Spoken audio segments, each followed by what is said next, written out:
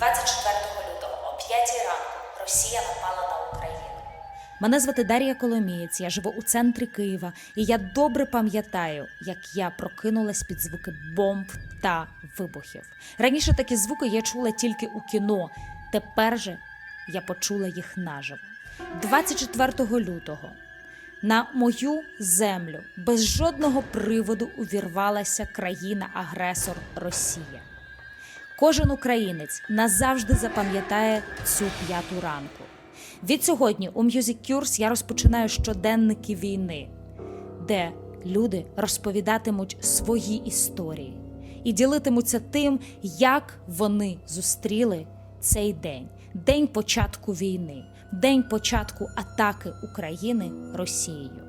Україна обов'язково переможе. Тримаймося! Слава Україні! Мене звуть Олександра Ковальчук, я виконую обов'язки директора Одеського художнього музею. Для мене війна почалась на 24 лютого, а насправді це відбулося наприкінці листопаду, коли ми з чоловіком повернулись додому з прогулянки з дитиною в дуже гарному настрої, але отримали повідомлення в телеграмі від служби новин, яку була підписана, в якій було написано, що американська розвідка каже, що Росія збирається зчинити військовий напад на Україну і при цьому взяти в окупацію половину країни і розпочати одночасно наступи з різних напрямків, в тому числі і з Одеси. В цей момент ніби все обірвалося десь. Я вже не відчувала себе спокійною, в безпеці взагалі до сьогоднішнього дня. Перед війною я зустрічалась з друзями, говорила про це. Хтось не хотів про це говорити, хтось був впевнений, що нічого не буде. І починаючи з цього першого повідомлення у ЗМІ, я почала питати про плани евакуації, про якісь такі моменти. І мені всі казали, що все буде добре, що нічого не буде. Час йшов, і ми розпочали готуватися в музеї майже наступного ж дня у листопаді після заяви.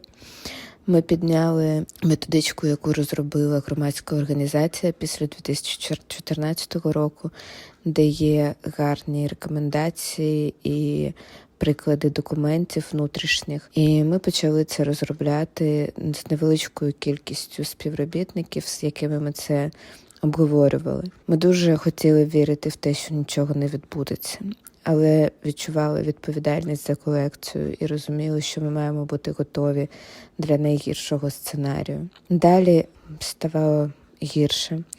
Коли ми наближались до 24 лютого, насправді, чим ближче ми до цього були, тим більше я себе відчувала хворою. Тому що з одного боку я була впевнена, що війна не розпочнеться. З іншого я відчувала, що це неодмінно трапиться. І ми з чоловіком, коли обговорювали це, коли думали про можливий початок війни, ми вирішили, що ми в той же момент, як почнеться війна, що ми будемо намагатись виїхати з країни, щоб забезпечити безпеку для нашого 16-місячного, на той момент 15-місячного хлопчика. І для мене було просто нестерпно думати про те, що ми можемо залишитись, про те, що ми можемо залишитись без тепла, без опалення, без води, без нормальних умов для існування, без якоїсь їжі, без молока. Я не могла про це думати.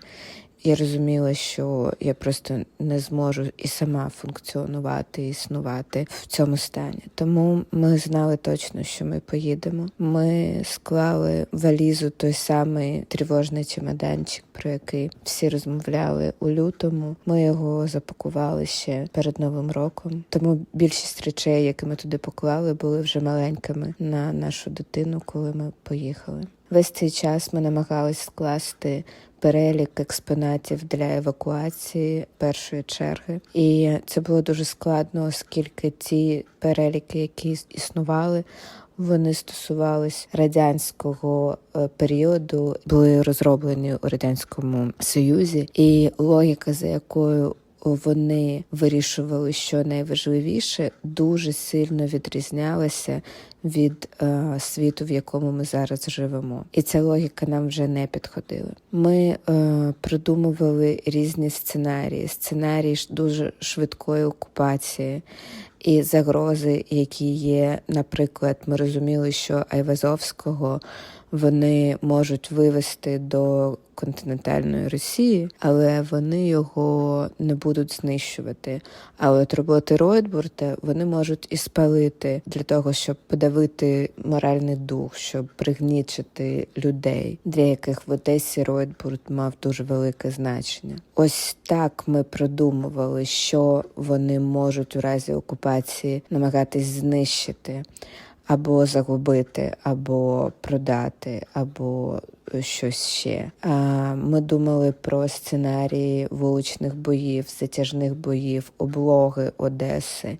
І ми розмірковували, як оці всі сценарії звести докупи і прийняти рішення щодо складу остаточного цього списку. Це надзвичайно складно, коли кожна робота, яку зберігає музей, є унікальною і є незамінною. При цьому маємо розуміти, що цей процес не може бути емоційним, він має бути раціоналізований якимось чином. І ми намагалися це зробити. Обговорюючи це, ми постійно знаходились у відчутті, що війна вже відбувається. В той час, як все було добре, люди гуляли вулицями. І це нас просто, ми палали, і це було дуже складно. Чим ближче ми підходили до 24-го, тим спокійніше я себе відчувала. І чоловік навіть поїхав в командировку майже на тиждень і повернувся 23-го вранці до Одеси. І весь цей час здавалося, що все буде добре. Але напередодні ми все ж таки прийняли рішення відправити деяку частину експонатів, невелику зовсім частину експонатів, на тимчасову виставку на західну частину країни, до одного з західних міст. І ми це вирішили зробити для того, щоб, по-перше, ніколи не завадить зробити таку виставку, і ми про це давно вже думали і говорили про те, що нам потрібно зміцнювати нашу країну, роблячи такі виставки, які показують культурне надбання та історію мистецтва з різних регіонів. З іншого боку, таким чином ми були впевнені, що навіть у найгіршому сценарії хоч щось буде врятовано з колекції музею. Тому що найгірший сценарій – це пряме попадання в музей ракети або вогню. Ми думали про те, що ми можемо втратити музей дуже швидко. І ми почали підготовку до цієї виставки. Для таких виставок необхідно готувати великий пакет документів і супроводних, і багато чого робити, дуже великий процес бюрократичний в цьому. І ми це готували, і научний відділ останній тиждень практично працював щодня до 11 до 12 ночі. Хлопці та дівчата не висипались, були на грані нервового вже зриву. І взагалі, мені здається, що багато українців були у такому знервованому і важкому психологічному стані. Музей – це не виключення, всім було дуже важко. Ми мали вивести роботи в суботу, 26 лютого. Але 24-го вранці я прокинулась десь 10 хвилин до 5-ї. Прокинувся Єгор, і я його погодувала. Зазвичай у цей час ми з чоловіком міняємось, щоб я могла теж поспати деякий час. Я пішла, розбудила чоловіка, і він зайшов до кімнати з дитиною. І коли я вже йшла спати, задзвонив телефон. Зателефонував мій друг. Він сказав, що почалась війна, що потрібно виїжджати. Ми почали збирати речі, готуватись для виїзду. Десь, коли ми вже їхали до кордону, у нас в чаті музейному почалась вже переписка Всі почули ці вибухи, які відбулись о 5-й. І я би просила всіх, хто має таку можливість і готовий до цього, поїхати до музею і допомагати знімати експозицію. Дуже велика кількість наших співробітників приїхали до музею. Майже вся команда зібралась, і всі працювали, прийшли митці, волонтери, інші співробітники музею, які колись працювали, і зрозуміли, що музею може бути потрібна допомога в цей момент. На жаль, мене не було з командою, і це для мене дуже складно. Я досі, мабуть, себе не пробачила за це. Але про мій такий план знала моя керівниця, знали співробітники музею, з якими ми готували ці документи, готували списки та інструкції. Знали, що я поїду. І я знала, що можу на них покластися, і я знала, що можу покластись на нашу команду. Ми приїхали в Кишинів. Саме тоді я вперше зрозуміла, що я відчуваю, що зі мною відбувається. Мене нудило, мені було боляче, мене просто викручувало. Я не могла повірити в те, що це відбувається. Весь світ для мене схлопнувся і просто перетворився на якусь м'ясорубку, через яку проходила. Я не могла спати. Декілька днів я просто не могла заснути. Мій мозок не міг відключитись. Я не могла їсти і взагалі не могла нічого робити. В мене був якийсь емоційний параліч. Але при цьому я все ж таки намагалась організувати евакуацію, робити все, що було можливим. Ми тільки одну ніч провели в Молдові, тому що навіть там я не відчувала себе в безпеці.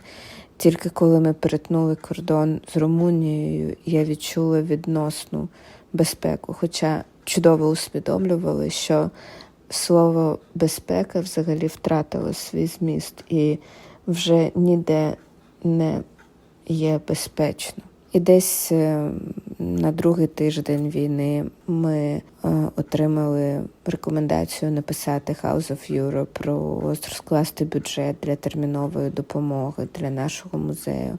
Але оскільки наш музей фактично дуже багато ми встигли закупити, і це ми розпочали десь теж перед Новим роком. Ми розробили різні речі для того, щоб підготуватись.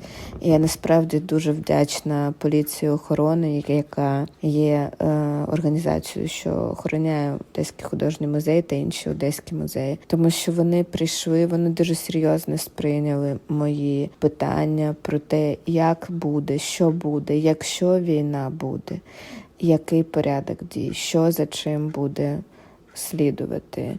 Ми зробили обхід музею, ми перевірили нашу систему безпеки, ми придумали, що потрібно зробити, щоб посилити її. Так, наприклад, в перший же день війни в нас вже був великий обсяг колючої проволоки, яку ми розтягнули периметром музею. В нас були вже запаси води, в нас були ліхтарі і якісь інші речі. Більш-менш Одеський художній музей був готовий.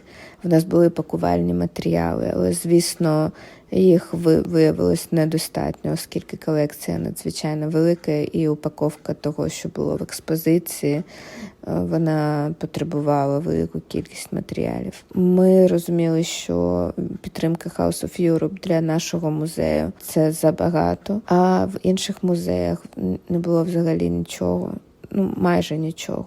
Ми розписали бюджет для того, щоб забезпечити головні 5 музеїв міста речами першої необхідності у випадку війни. Все, що необхідно для евакуації, для пакування, протигази, вогнегасники і так далі. Після цього ми отримали грант від ЕЛІФ на забезпечення нашого музею додатковими речами, які вже знадобились на той момент, оскільки напередодні війни ми закупали те, що нам здавалося, що буде потрібним. Але коли війна почала, ми вже усвідомили, що ще необхідне. Після того, як ми отримали цей грант для нашого музею, ми запропонували іншим одеським директорам їм допомогти отримати фінансування. І також через нашу організацію, яку ми започаткували з друзями ще 2016 року, до того, як я почала працювати в музеї,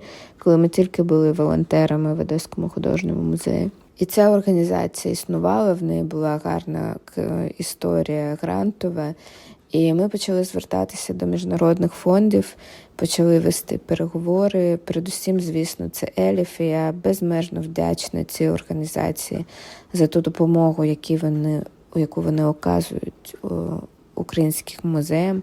Вже на сьогодні вони надали більше, ніж 2 мільйони євро грантів для українських музеїв, для забезпечення всіх термінових таких речей, для обезпечення колекцій.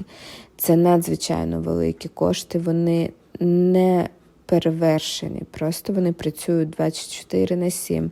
Коли ми почали з ними спілкуватися, я була впевнена, що якщо ми про щось домовились в п'ятницю, то наступна дія якась відбудеться в понеділок. Але фактично все відбувалося і в суботу, і в неділю, і інколи я підписувала договори на якісь музеї у неділю о 12-й ночі. Це дуже підтримує людей.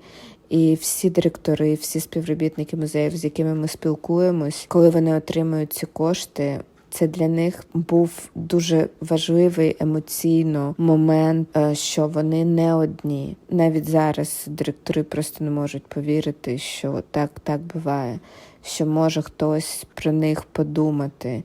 Коли ми забезпечили всім необхідним музеї міста, ми почали працювати з музеями області. Ми постійно координували цю роботу з департаментом культури, з Ольгою Миколаївною Тарасовою, постійно були на зв'язку з Єленою Олейник. В якийсь момент я подумала, стоп, а що відбувається в Миколаєві? А вони евакуювали колекцію, може їм щось потрібно. А тоді в Миколаєві під Миколаєвом йшли напружені бойові дії. І ми зв'язалися з директорами, вони сказали, що в них нічого немає, що вони надзвичайно потребують цієї допомоги. Ми дуже швидко підписали контракт, майже фактично в один день ми підписали контракт з ЕЛІФ, і вони надіслали кошти. І ми почали насправді робити доставки до Миколаєва навіть до того, як ми отримали ці кошти, оскільки багато постачальників були готові відтермінувати оплату. І це було також надзвичайно важливо. І от вже ми закрили ці грантові угоди по Миколаєву, вони забезпечені всім, що їм було необхідно, і навіть трошки більше. Також поступово до нас почали звертатися інші колеги з інших міст, особливо з міст прифронтових. Сумська область, Чернігівська область.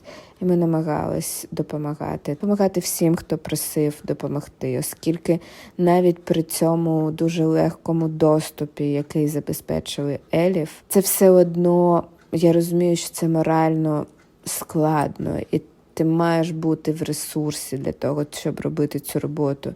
І може тут, знаходячись поза межами України, я могла цим займатися системно. Я не мала ховатися під час сирен. Я могла працювати спокійно і, хоч більш-менш спокійно, наскільки це можливо. У всьому, в чому могла допомогти, бути корисною колегам, я хотіла це робити. Оскільки дуже страшно за всіх. Як сьогодні надзвичайно страшно за наших колег на окупованих територіях, Я дуже хвилююся за них. Я дуже особливо, звісно, є люди, яких ми знаємо. Ми робили спільні проекти. Я їздила до Херсону, до Бердянська. Ці міста в мене перед очами. Всі люди, яких я там знаю, теж перед очами. І так поступово вже на сьогоднішній день ми підписали ще 3 контракти з ще одним фондом. Загалом вже 608 тисяч євро отримали українські музеї через нашу громадську організацію Museum for Change. Наразі якось розхитався цей процес із Сполученими Штатами, оскільки ми все більше працювали з європейськими фондами. Але наразі я вже відчуваю, що починається системна фандрейзингова робота у Сполучених Штатах, оскільки тут живуть мої батьки. І з перших днів війни вони нас сюди кликали, але ми не хотіли їхати. У нас було відчуття, що якщо ми поїдемо до Сполучених Штатів, то ми будемо фізично дуже далеко. Оце відчуття, що ми все ж таки знаходимося не так далеко від дому, від наших друзів, що ми їх можемо побачити, що ми можемо піти до центру допомоги біженцям і там зустріти когось із знайомих з Одеси або з інших міст. Це було психологічно дуже важливо. І ми поїхали тільки через 3 тижні. Я пам'ятаю, що своє відчуття, коли ми летіли, в мене не було ніякої радості.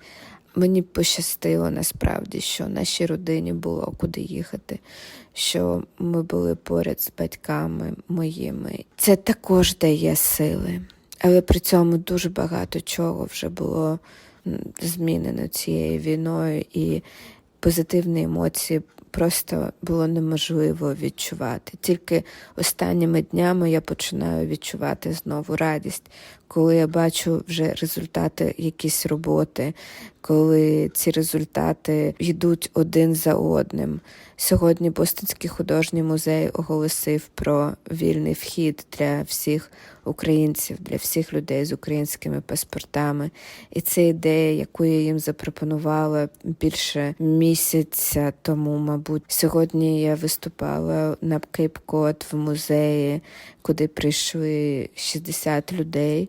Це при тому, що вони оголосили в понеділок, а захід відбувався в середу. Люди прийшли, вони дуже цікавились тим, що відбувається нашим музеєм. Вони задавали питання, вони підтримували донейтами Museum for Change. І вже завтра я очікую інформацію від музею, а сам музей всі кошти від продажу квитків до музею в цей день, за сьогоднішній день, переведуть на допомогу Одеському художньому музею. Це все дає відчуття, що я корисна, що я теж допомагаю.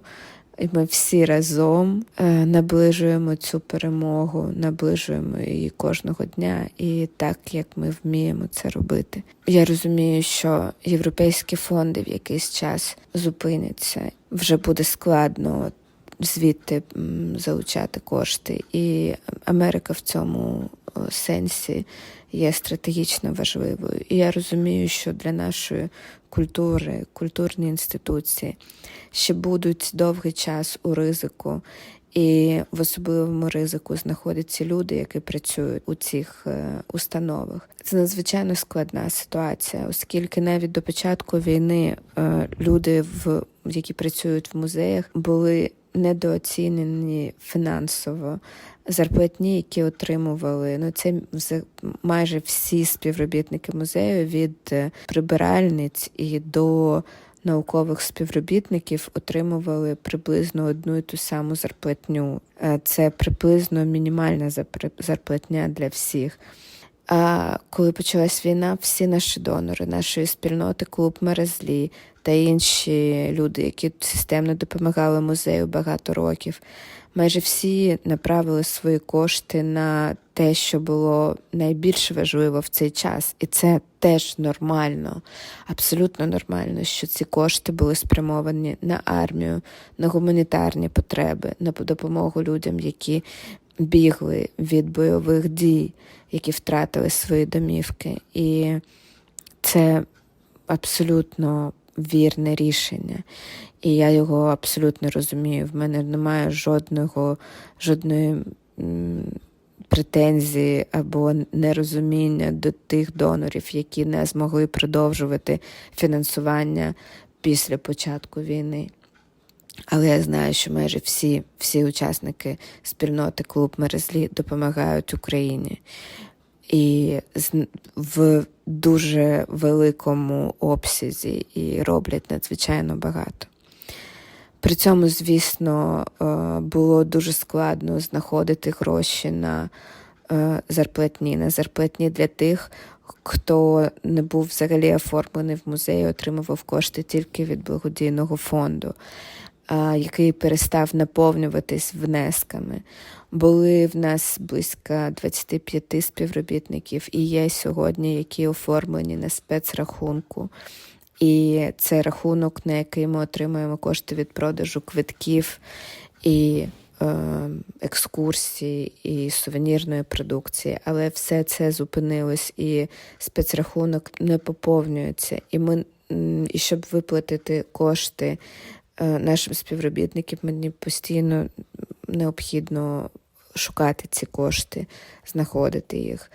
А вже у квітні ми отримали інформацію від Департаменту культури, від Міністерства культури про те, що необхідно переглядати штат, що потрібно переглядати, знімати всі надбавки, максимально намагатись скоротити обсяг фінансування на зарплатні, оскільки бюджети місцеві не наповнюються.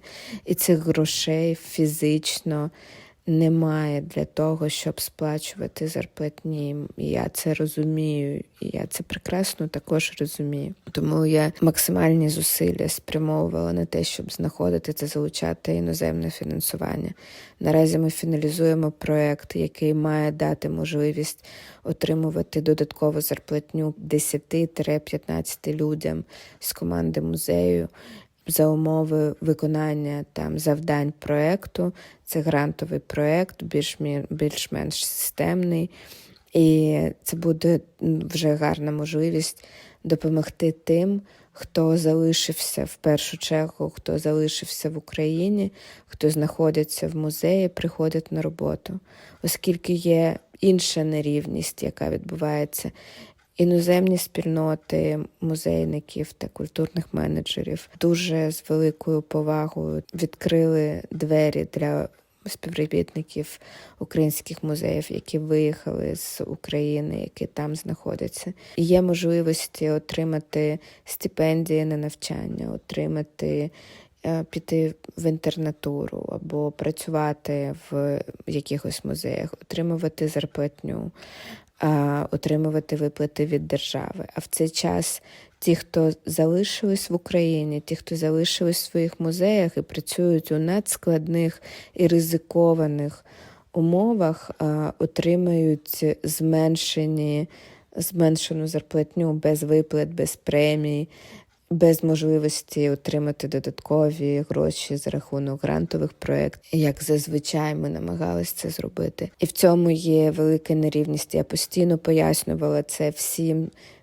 з ким розмовляла багато, із ЮНЕСКО, із ICOM, надзвичайно велика кількість зустрічей, на яких ми розмовляли.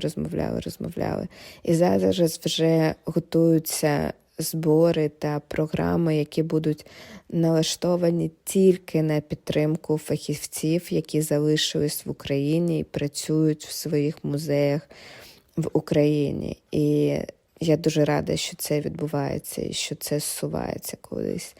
Але я розумію, що потрібно налаштовуватись на війну, яка буде тривати ще довго. Це можуть бути місяці, це може бути рік. Я сподіваюся, що не роки. І нам потрібно протриматися. І я вважаю надзвичайно важливим із своїм завданням, своєю відповідальністю, щоб ми змогли зберегти хоча б якусь частину команди музею. Мені здається, що команда музею зазнала дуже великих змін. Сьогодні вже один наш співробітник мобілізований, він готується до відправки на фронт. Ми дуже хвилюємось за нього, і вчора за один день фактично зібрали кошти для того, щоб повністю зібрати йому на все необхідне. Ми так будемо робити, щоб забезпечити наших людей всім, що може їм знадобитися. Отака музейна історія, отака історія про Одеський художній музей